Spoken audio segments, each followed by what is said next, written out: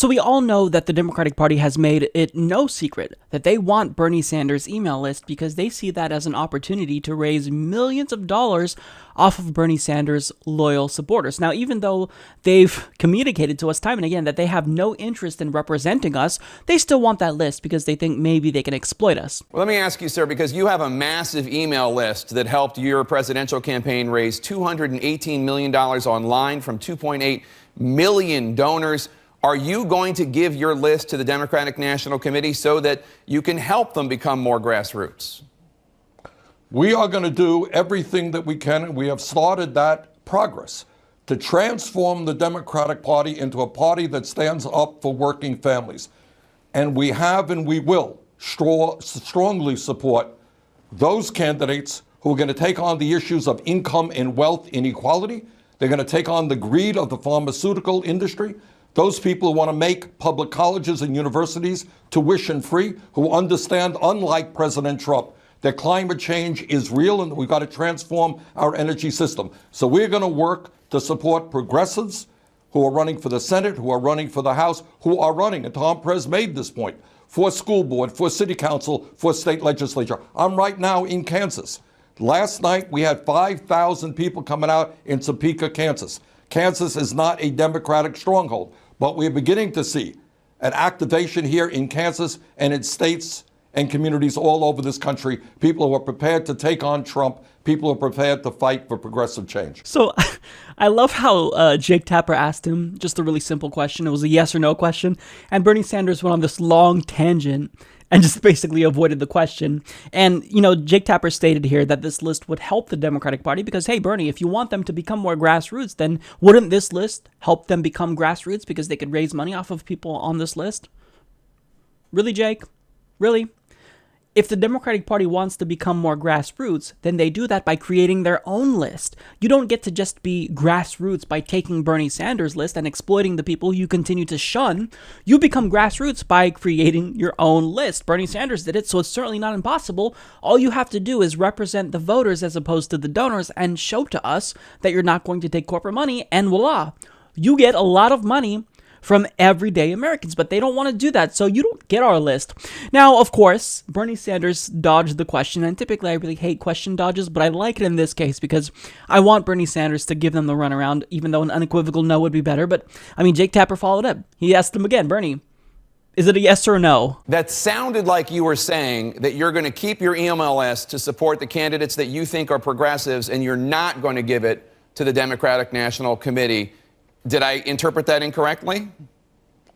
Well, where we are right now is that we are going to support and have supported and will continue to support those candidates who have the guts to stand up for working families and take on the big money interests, the people around Donald Trump. You know, Jake, when you talk, when President Trump talks about being the party of working people, man, he has certainly put together an administration of working people. He has more billionaires, more millionaires in his cabinet and his administration, any president in history. He has appointed people who are going to decimate the needs of the elderly, the children, the sick, and the poor. So what we are going to do is support those candidates who have the guts to stand up to the 1% and fight for the 99%. Okay, I think my interpretation was correct. So I love it because this is the same type of wishy-washy responses we get when we ask questions to the Democratic Party establishment, if we're lucky enough to have them answered. I mean, someone like Tom Perez will run away from reporters, but I mean, if they actually answer our question, then we get these same wishy-washy responses. So I'm glad that Bernie Sanders is giving the establishment a taste of its own medicine. Now, I think that even though I like these answers, and it's humorous because I like that he's kind of giving Jake Tapper the runaround, I think an unequivocal no would have been a lot better.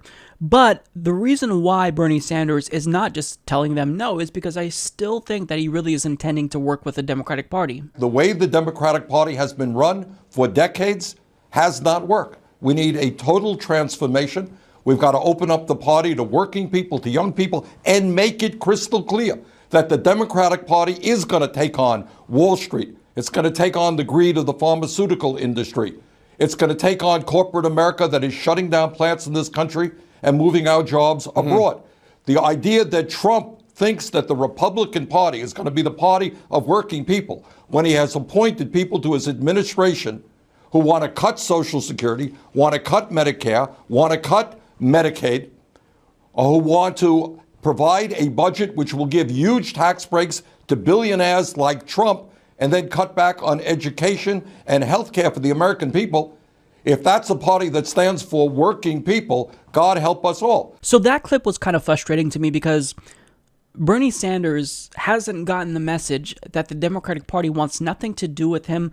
They want nothing to do with progressives. I mean, they will make it so that way Bernie Sanders and Keith Ellison, they're the poster boy of the party. But, I mean, they're not really going to embrace the change that progressives are advocating for. So it's frustrating to me that Bernie Sanders thinks he can polish a turd. It's impossible, Bernie. The only thing that you can do really at this point is leave the party, give yourself some leverage, and lead the People's Party. So that way the Democratic Party will be forced to appeal to liberals again. But, you know, Bernie Sanders, he understands that there are institutional biases, and I understand that there are institutional biases. But we've got to have leverage. We have to have a new party to scare Democrats, to threaten them, so that way they know they will lose every single election going forward if they don't start to appeal to voters. Now, here's what I would have said if I was Bernie Sanders, given this question about the email list. I would have said, how dare they even ask me for this email list when every single step of the way they've done nothing but shown contempt from my supporters? How dare they? They will never get this list, and if they ever ask again, I leave the party and I form a third party. That's what I would have said, but, I think that even though Bernie Sanders is also losing his patience, I think I've lost my patience a little bit more being a Bernie Sanders supporter, because the Democratic Party, it can't be reformed, and until the Justice Democrats take over a substantial portion of the party, it's going to be really difficult for us to get them to reform because they don't want to change. I mean, we've gotten every single indication. We read you guys loud and clear. We're done with you guys. You don't want anything to do with us. It's time we leave. And I wish that Bernie Sanders would get that message, because if Bernie Sanders abandoned the Democratic Party and stopped caucusing with them, then imagine what that would do to the Democratic Party. They'd be terrified, because Bernie Sanders is the only one that is bringing voters into the Democratic Party, even though they continue to reject him and, trash him like Joe Manchin and say, oh, he's not a Democrat. They're using Bernie Sanders. They're exploiting Bernie Sanders, and now they want to exploit his supporters. I find this incredibly insulting, because we know what you guys are doing. We're not stupid, and we're not going to fall for it. So even if you do get that list, which I really hope Bernie Sanders never gives to you, try calling us and asking us for money. Because the answer will be, never gonna get it, never gonna get it, never gonna get it, never gonna get it, never gonna get it, never gonna get it, never gonna get it. Support this podcast by joining the independent progressive media revolution today at humanistreport.com.